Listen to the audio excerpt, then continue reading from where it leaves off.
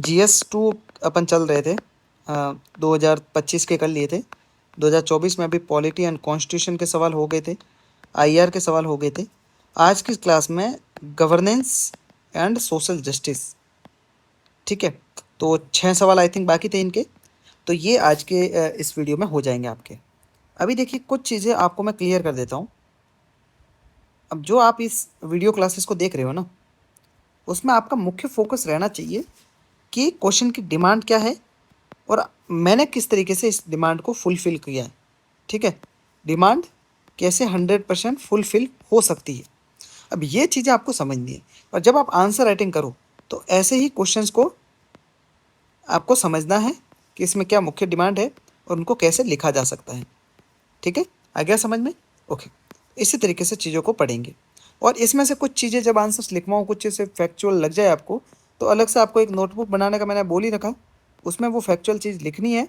Data मान लो लिख लिया और वो किस संदर्भ में आया था उसको लिख लिया, क्योंकि अगला आप जब भी आंसर लिखोगे तो उसमें वो आपकी काम आ जाएगा, ठीक है। ओके, तो क्वेश्चन क्या था?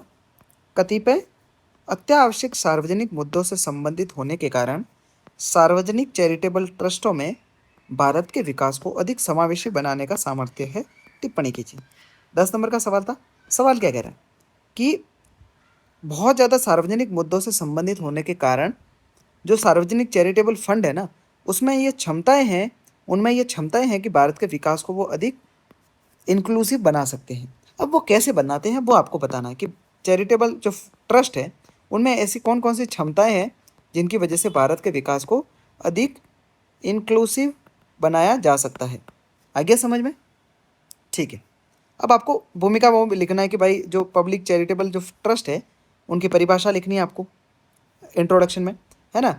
और हल्का सा इनको स्पष्ट करना है कि कैसे वो भारत के समावेशी विकास को अधिक प्रासंगिक बना सकते हैं, ठीक है। फिर मुख्य बॉडी में इसमें से क्या लिखना है? मुख्य बॉडी में वही शिक्षा, स्वास्थ्य, आजीविका, पर्यावरण आदि में ट्रस्टों की सकारात्मक जो भूमिकाएं हैं कि किस तरीके से वो सामाजिक, आर्थिक और जिस तरीके से सारी समस्या हैं उनको दूर करने में भूमिका निभाता है, उनके सकारात्मक बिंदुओं को लिखना। साथ ही साथ सार्वजनिक जो धर्मार्थ ट्रस्ट है इनके समक्ष आने वाली सीमाएं और चुनौतियों को भी लिखना है थोड़ा बहुत, कि ये चीज़ें भी हैं जिनको अगर दूर किया जाए तो और अधिक समावेशी बनाया जा सकता है विकास को, ठीक है। ओके। वे फॉरवर्ड फिर आपको लिखना है कि भाई ट्रस्टों की प्रभावशीलता बढ़ाने के लिए क्या सुधारात्मक उपाय किए जा सकते हैं, जिसमें डिजिटल ऑडिटिंग हो गई, पारदर्शी जो नियामक ढांचा है, रेगुलेटिंग बॉडीज़ है, उनको कैसे चीज़ों को किया जाए इम्प्लीमेंटेशन में। साथ ही साथ उनके जो हितधारक है उनको कैसे सहभागी बनाया जा सकता है, कैसे शामिल किया जा सकता है जो निर्णय निर्माण में है, तो वो चीज़ें भी आपको मेंशन करनी है। फिर निष्कर्ष में आपको सार्वजनिक कल्याण और राज्य के प्रयासों को एक दूसरे को पूरक बनाते हुए ट्रस्टों की भूमिका को रेखांकित करते हुए संतुलित निष्कर्ष आपको मेंशन करना है, ठीक है। तो इस तरीके से इस आंसर की फॉर्मेटिंग बनेगी, ठीक है। मैंने बताया इंट्रोडक्शन किसको लिखना है, जो ही पहली लाइन में आ जाए सार्वजनिक ट्रस्ट और मुख्य जो मतलब फोकस किस बात पर कर रखे, तो इसमें सार्वजनिक जो चैरिटेबल ट्रस्ट है उसमें ज़्यादा मुख्य फोकस है, तो उसी को आप लिखोगे, ठीक है। ओके, देखिए इंट्रोडक्शन स्टार्ट करते हैं। सार्वजनिक धर्मार्थ न्यास यानी पब्लिक चैरिटेबल ट्रस्ट भारतीय ट्रस्ट अधिनियम 1881 से स्थापित किए गए, ठीक है। और संबंधित राज्य स्तरीय नियमों से इनको गठित किया जाता है और एक नॉन प्रॉफिटेबल ऑर्गेनाइजेशन होते हैं, गैर लाभकारी संगठन होते हैं। और ये संस्थाएं शिक्षा, स्वास्थ्य, गरीबी उन्मूलन, महिला सशक्तिकरण और सामाजिक न्याय जैसे जो आवश्यक सार्वजनिक मुद्दे हैं उन पर ध्यान केंद्रित करते हुए भारत के विकास को अधिक समावेशी, न्याय संगत और टिकाऊ बनाने में महत्वपूर्ण भूमिका निभाते हैं।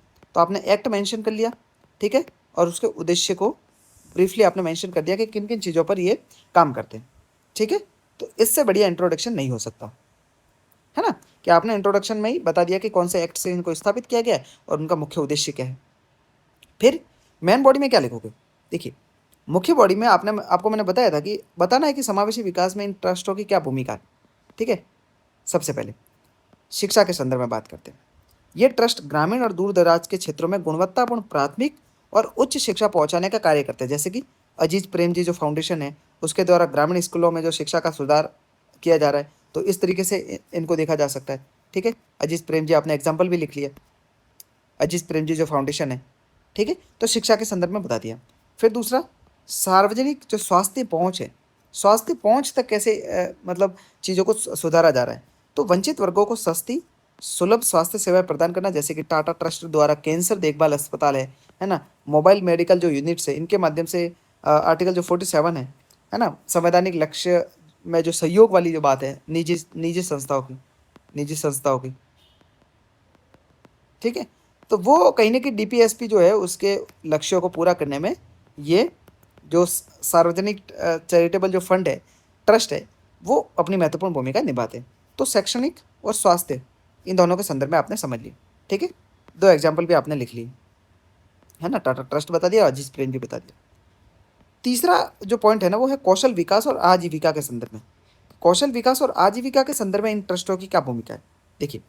सबसे पहले स्वरोजगार, सूक्ष्म वित्त, है ना, माइक्रो फाइनेंस, इसके माध्यम से महिलाओं और युवाओं को आत्मनिर्भर बनाने का ये कार्यक्रम रखते हैं। जैसे कि सेवा ट्रस्ट है ना, उसके द्वारा ग्रामीण महिला कारीगरों को सशक्तिकरण करने के लिए कई कार्यक्रम चलाए जाते हैं ग्रामीण स्तर पर। तो सेवा, ठीक है। तो सेवा ट्रस्ट का एग्जाम्पल दे दिया और कौशल विकास और आजीविका से उसको जोड़ करके बता दिया, ठीक है। कानूनी सहायता और बाल अधिकार के संदर्भ में कौन कौन सी चीज मतलब ट्रस्ट काम कर रहे हैं, तो मानव तस्करी, बाल श्रम, इससे पीड़ित जो बच्चे हैं उनको कानूनी सहायता, पुनर्वास प्रदान करना, और कहीं ना कहीं जो बचपन बचाओ जो आंदोलन है, एकीकृत बाल संरक्षण आंदोलन है, ये इसका महत्वपूर्ण एग्जाम्पल है, ठीक है। तो ये भी ट्रस्टों द्वारा चलाया जाता है, ठीक है, जो सार्वजनिक चैरिटेबल ट्रस्ट होता है ना।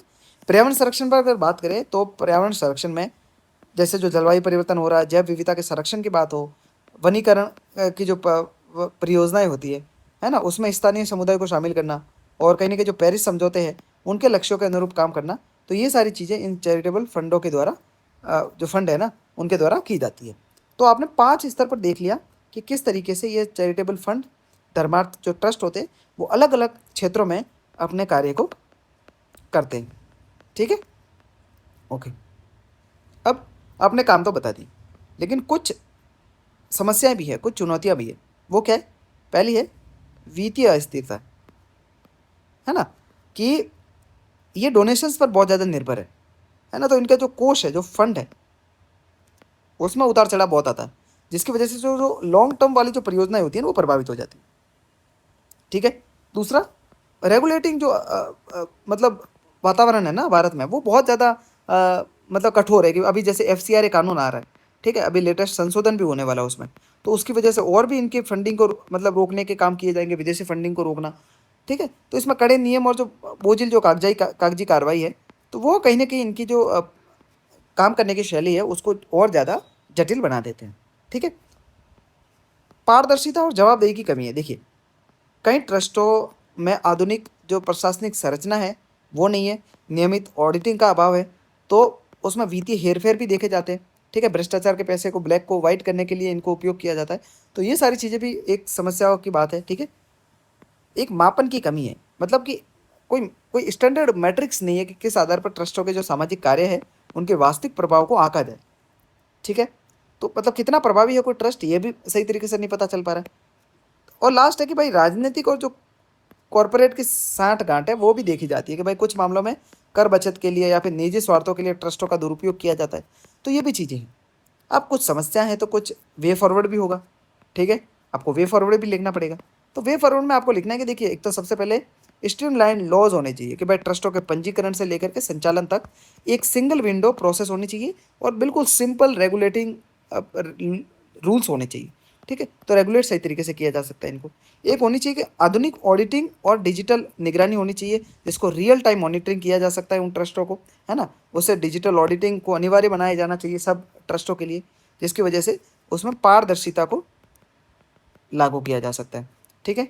नवीन वित्तीय मॉडलों को लॉन्च करना चाहिए, कि भाई सोशल इम्पैक्ट बॉन्ड है और जो क्राउड फंडिंग है, ऐसे इनोवेटिव फंडिंग तंत्र को बढ़ावा देना चाहिए, ठीक है, जिसकी वजह से उनको पारदर्शी रूप से ट्रैकिंग भी किया जा सकता है, और कहीं ना कहीं मतलब उनकी जवाबदेही भी बनेगी कि भाई हाँ, हमने क्राउड फंडिंग करवाई है, तो वो जमीनी स्तर पर उसका प्रभाव दिखना चाहिए, ठीक है।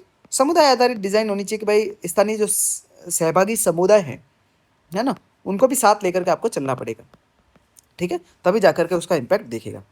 अब निष्कर्ष में आप क्या देखोगे, कि निष्कर्ष तो ये कहा जा सकता है कि भाई जो सार्वजनिक धर्मार्थ जो न्यास है, ट्रस्ट है, वो सरकार की लोक कल्याणकारी जो योजना है ना उसके पूरक के रूप में काम करते हैं, ठीक है, सहयोगी के रूप में काम करते हैं और कहीं ना कहीं जो अंतिम व्यक्ति तक सेवा पहुंचाने का एक महत्वपूर्ण माध्यम वो बनते हैं। तो यदि प्रशासनिक जटिलताएं हैं उनको दूर कर दिया जाए, पारदर्शिता और जवाबदेही को सुनिश्चित कर दिया जाए, तो ये ट्रस्ट भारत को 2047 तक समावेशी और विकसित भारत बनाने के लक्ष्य को मतलब सफल बनाने में सहयोगी बन सकते हैं। तो इस तरीके से आपको चीज़ें लिखनी है, ठीक है ना।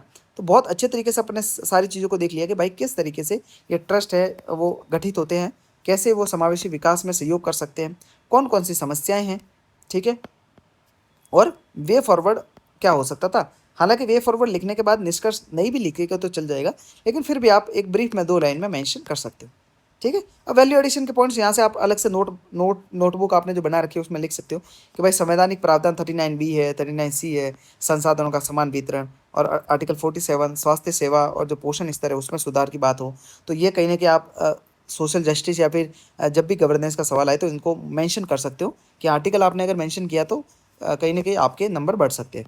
और सफलता के उदाहरण जैसे अजीज प्रेमजी फाउंडेशन है, टाटा ट्रस्ट है, सेवा है, अक्षय पात्र फाउंडेशन है। अब इन चारों के मतलब कहीं ना कहीं एक दो कार्य आपको लिखने हैं, ठीक है ना, जिसकी वजह से कहीं ना कहीं आपके जो मार्क्स है वो बढ़ेंगे। फिर कीवर्ड्स में देखिए सामाजिक पूंजी सोशल इम्पैक्ट बॉन्ड है, इसकी बात हुई है, ठीक है। लास्ट माइल जो डिलीवरी है, कनेक्टिविटी है, वो कहीं ना कहीं बात हुई है, और समावेशी विकास, तो इन चीज़ों को आपको मेंशन करना है, ठीक है। तो ये कहीं ना कहीं आप एक्स्ट्रा चीज़ें कर सकते हो गूगल कर करके। ओके, ठीक है। अब देखिए मेंस आंसर राइटिंग के टिप्स क्या हो सकते हैं यहाँ से, कि आप फ्लो चार्ट बना सकते हो, जैसे चुनौतियाँ और जो वे फॉरवर्ड है ना, इनको छोटा सा वेन डायग्राम बना करके ऐसे मेंशन कर सकते हो। ऐसे आपने हेडिंग डाल दी, फिर इस तरीके से वेन डायग्राम बना दिया, है ना। और वे फॉरवर्ड में कहीं ना कहीं या फिर मतलब जो मैंने बताया जैसे कानूनी ढांचा होना चाहिए, आधुनिक ऑडिटिंग होनी चाहिए, उसके बाद फिर उसका मानवीकृत प्रभाव क्या होगा, तो इस तरीके से बॉक्स बना करके आप मेंशन कर सकते हो। तो ये कहीं ना कहीं फ्लो चार्ट वगैरह आपके आंसर्स को और ज़्यादा बेहतरीन बनाएंगे, ठीक है। तो ये चीज़ें हैं।